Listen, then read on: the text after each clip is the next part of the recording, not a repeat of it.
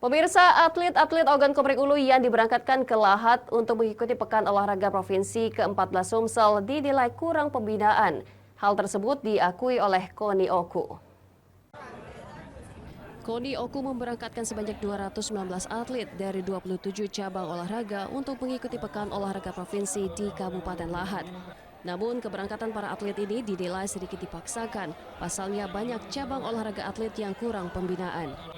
Hal ini diakui Ketua Koni Oku M. Fahrudin saat melepas para atlet di rumah dinas Bupati pada Jumat lalu.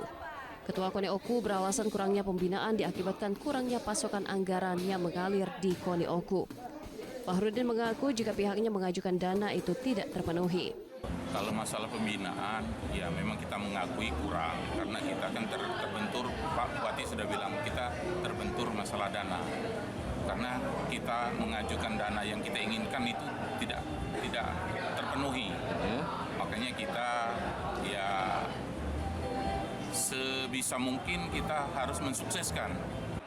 Sementara pejabat Bupati Oku berharap para atlet melalui Koni Oku bisa mempertahankan peringkat pada Porprov sebelumnya. Diakui Teddy dirinya merasa bangga lantaran dari semua atlet yang dikirim Oku, tidak ada atlet yang berasal dari luar Oku, sehingga ini cukup membanggakan.